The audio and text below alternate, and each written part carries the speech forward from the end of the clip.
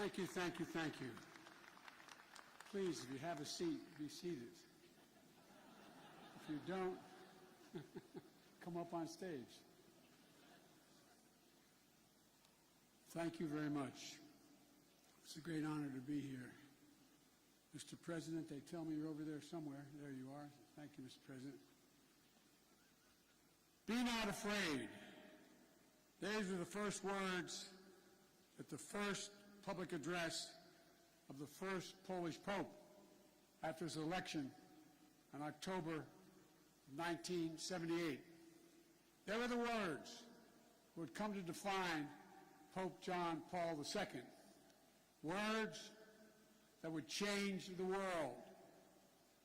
John Paul brought the message here to Warsaw in his first trip back home as Pope in June of 1979.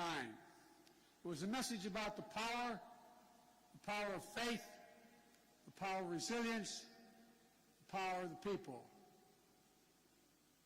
In the face of a cruel and brutal system of government, it was a message that helped end the Soviet repression in the Central Land and Eastern Europe 30 years ago.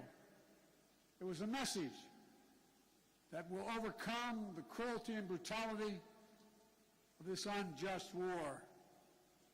When Pope John Paul brought that message in 1979, the Soviet Union ruled with an iron fist behind an iron curtain.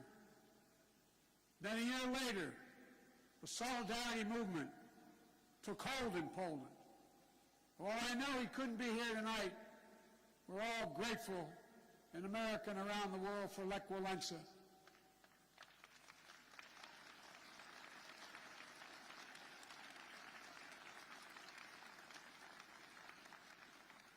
Reminds me of that phrase of philosopher Kierkegaard. Faith sees best in the dark. And they were dark moments. 10 years later, the Soviet Union collapsed, and Poland and Central and Eastern Europe would soon be free. Nothing about that battle for freedom was simple or easy. It was a long, painful slog, fought over not days and months, but years and decades.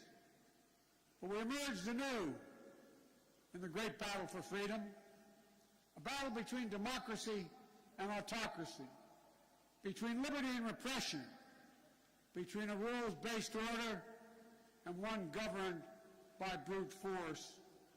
In this battle, we need to be clear-eyed. This battle will not be won in days or months either.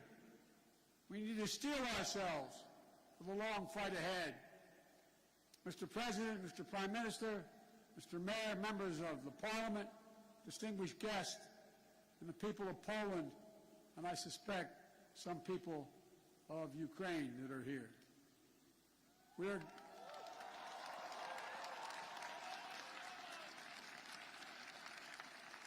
gathered here at the Royal Castle in this city that holds a sacred place in the history of not only of Europe, but humankind's unending search for freedom.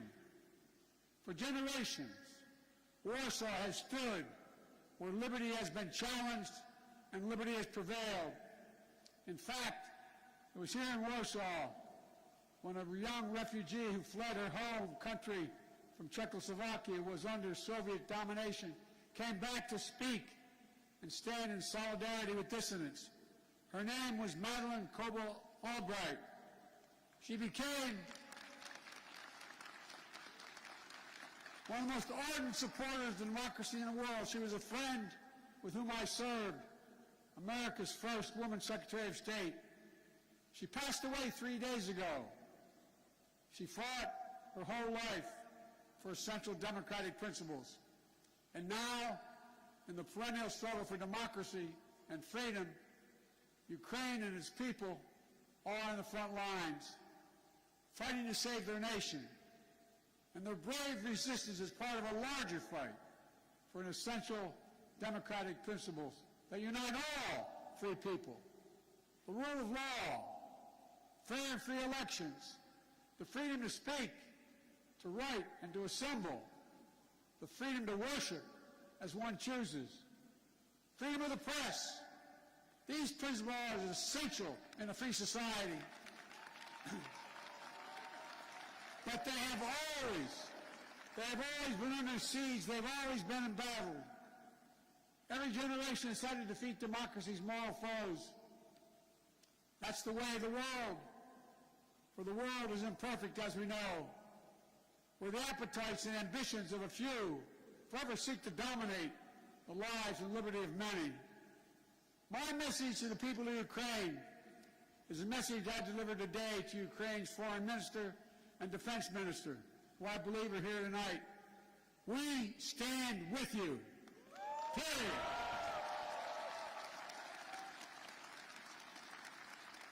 Today's fighting Kyiv and Metropolitan Kharkiv of the latest battle in a long struggle. Hungary, 1956. Poland, 1956, and then again, 1981. Czechoslovakia, 1968.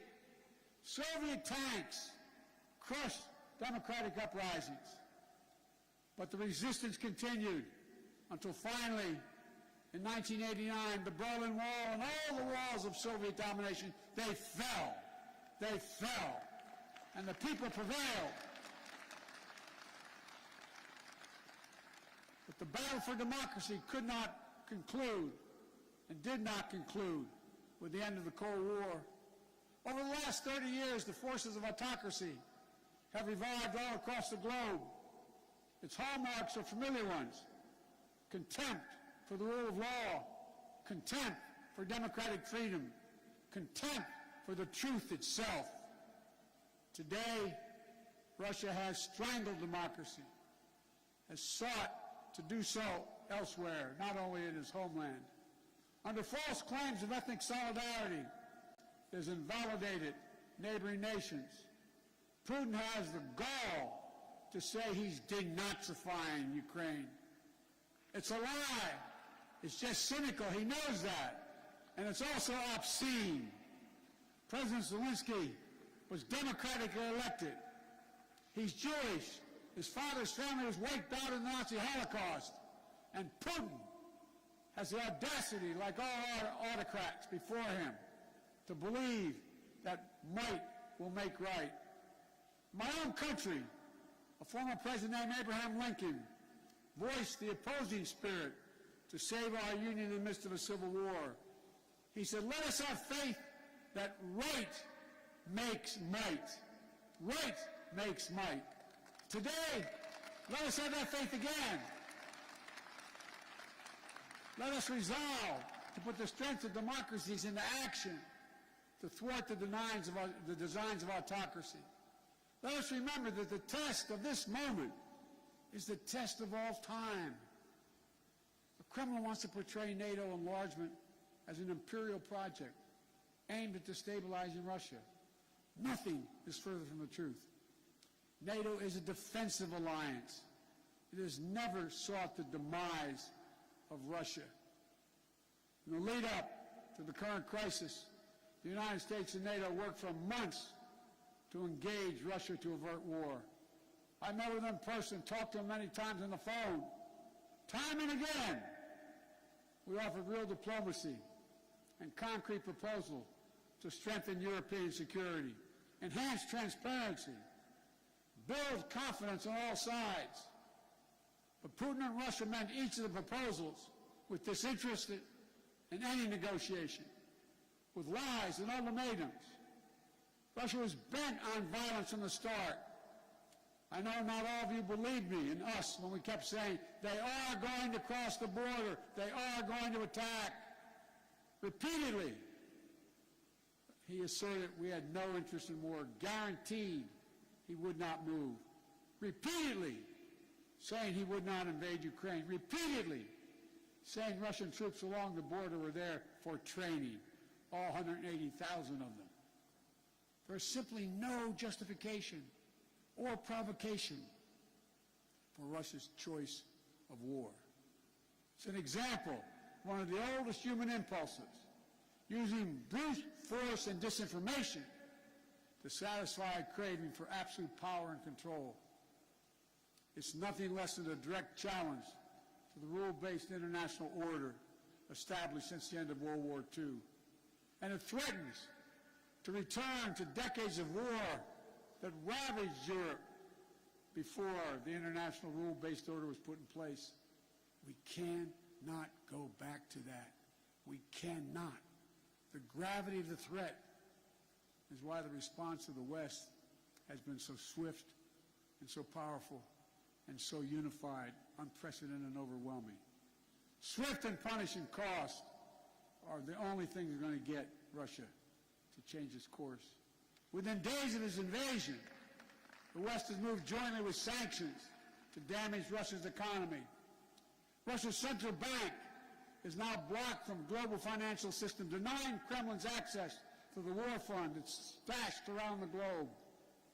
We've aimed at the heart of Russia's economy by stopping the imports of Russian energy to the United States. To date, the United States has sanctioned 140 Russian oligarchs and their family members, seizing their ill-begotten gains, their yachts, their luxury apartments, their mansions. We've sanctioned more than 400 Russian government officials, including key architects of this war. These officials and oligarchs have reaped enormous benefit from the corruption connected to the Kremlin.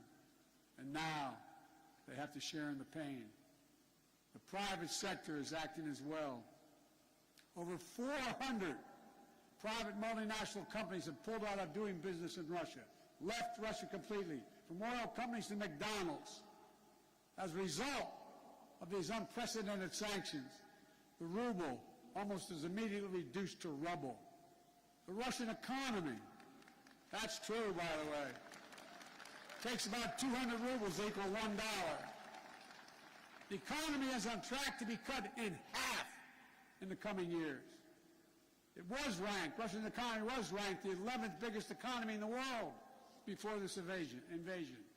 It will soon not even rank among the top 20 in the world. Taken together,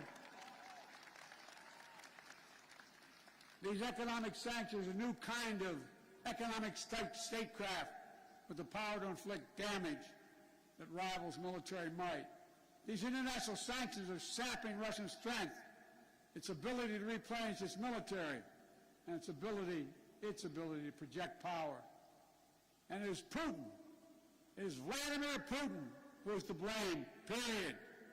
At the same time, alongside these economic sanctions, the Western world has come together to provide for the people of Ukraine with incredible levels of military, economic, humanitarian assistance. In the years before the invasion, we, America, had sent over $650 million before they crossed the border in weapons to Ukraine, including anti-air and anti-armor equipment. Since the invasion, America has committed another $1.35 billion in weapons and ammunition.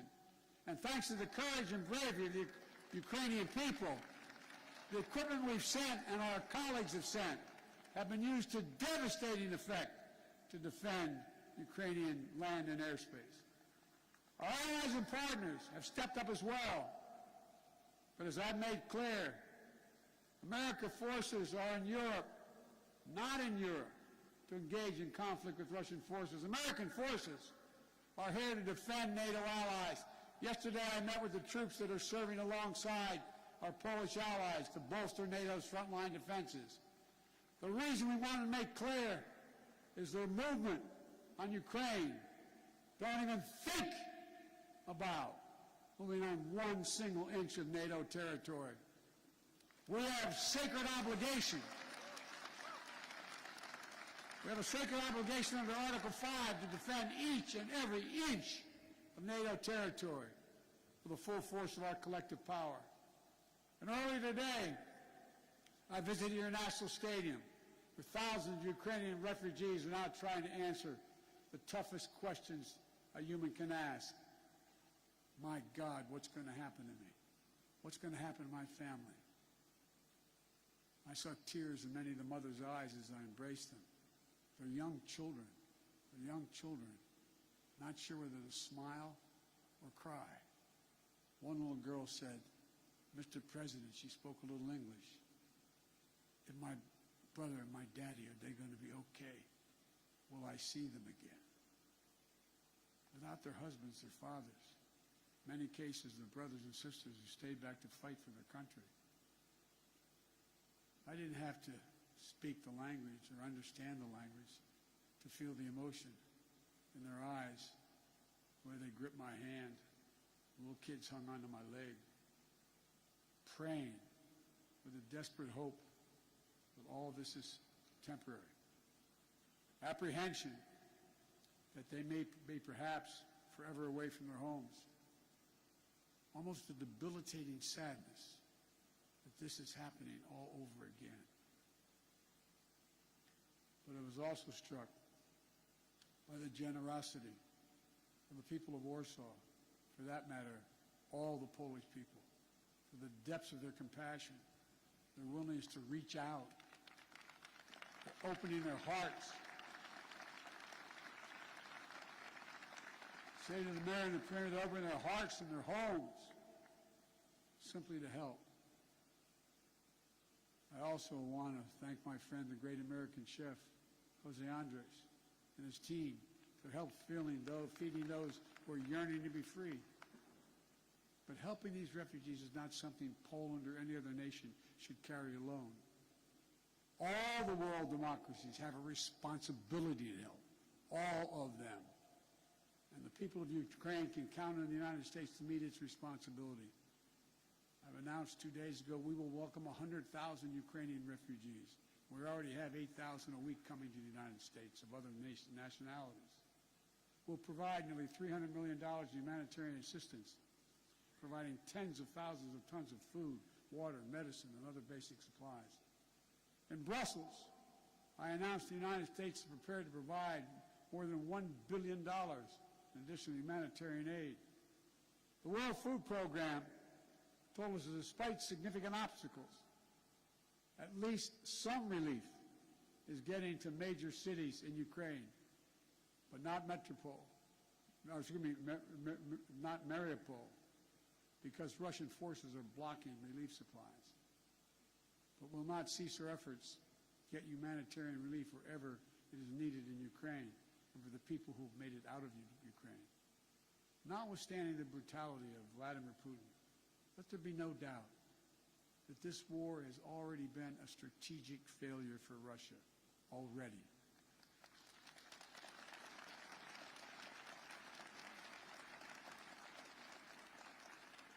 Having lost children myself, I know that's no solace to the people who've lost family.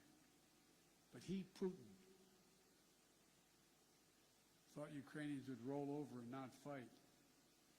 Not much of a student of history. Instead, Russian forces have met their match with brave and stiff Ukrainian resistance. Rather than breaking Ukrainian resolve, Russia's brutal tactics have strengthened the resolve. Rather than driving NATO apart, the West is now stronger and more united than it has ever been.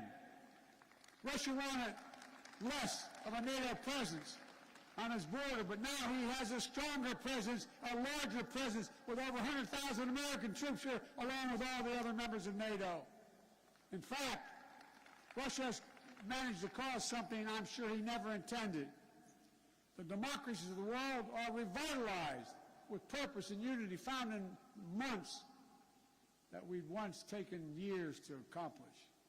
It's not only Russia's actions in Ukraine that are reminding us of democracy's blessing.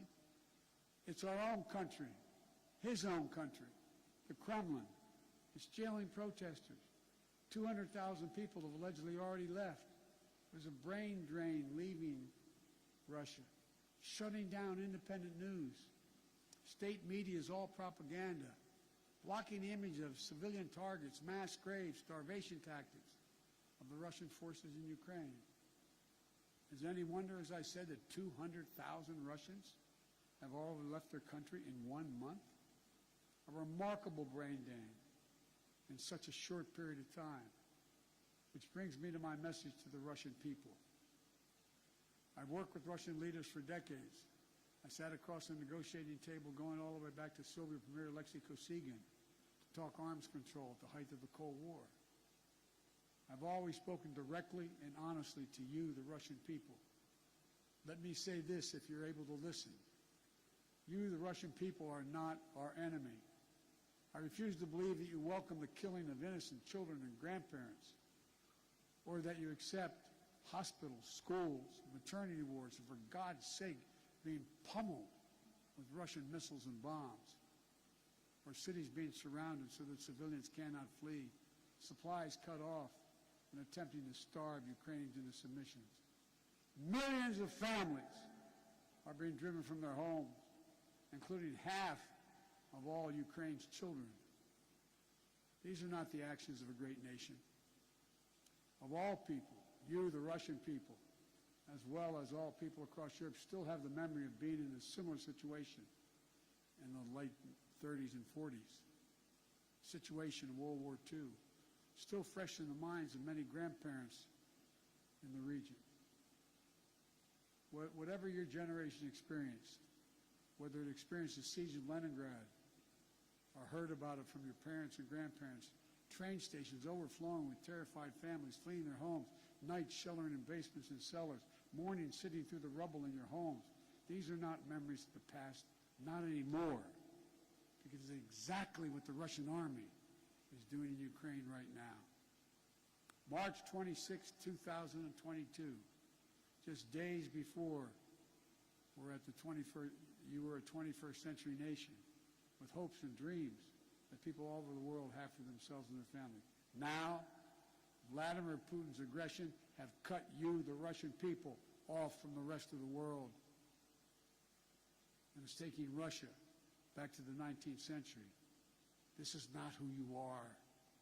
This is not the future you deserve for your families and your children. I'm telling you the truth. This war is not worthy of you, the Russian people. Putin can and must end this war. The American people will stand with you and the brave citizens of Ukraine who want peace. My message to the rest of Europe, this new battle for freedom has already made a few things crystal clear. First, Europe must end its dependence on Russian fossil fuels, and we, the United States, will help.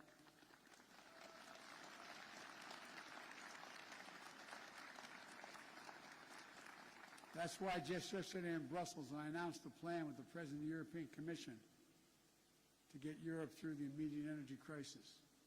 Over the long term, as a matter of economic security and national security for the survivability of the planet, we all need to move as quickly as possible to clean renewable energy. And we'll work together to help get that done so that the days of any nation being subject to the whims of a tyrant for its energy needs are over. They must end. They must end. And second, we have to fight the corruption coming from the Kremlin to give the Russian people a fair chance. And finally, most urgently, we maintain absolute unity. We must among the world's democracies. It's not enough to speak with rhetorical flourish of ennobling words of democracy, of freedom, equality, and liberty. All of us, including here in Poland, must do the hard work of democracy each and every day. My country as well. That's why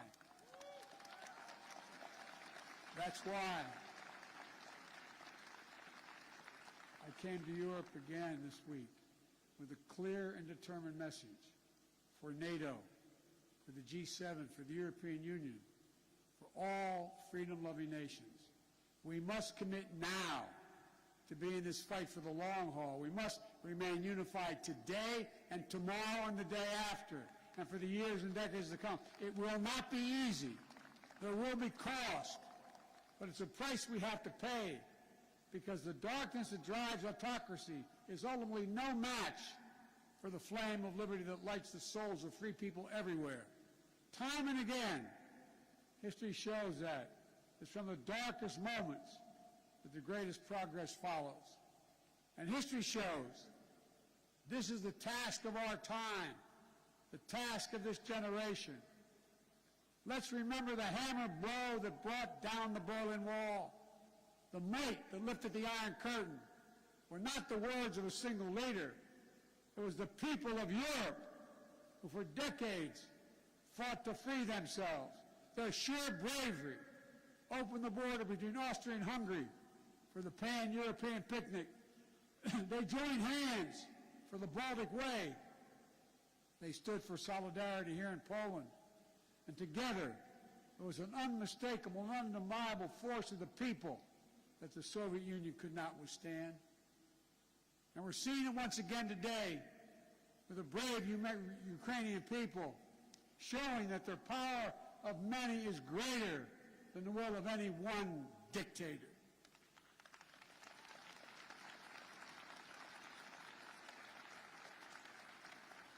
So in this hour, let the words of Pope John Paul burn as brightly today. Never, ever give up hope. Never doubt. Never tire. Never become discouraged. Be not afraid.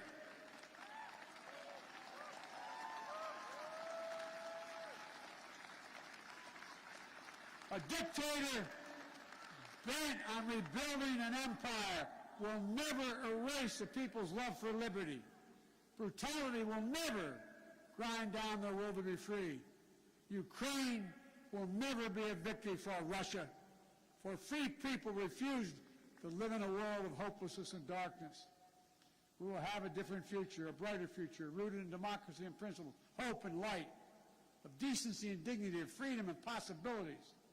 For God's sake, this man cannot remain in power. God bless you all, and may God defend our freedom, and may God protect our troops. Thank you for your patience. Thank you.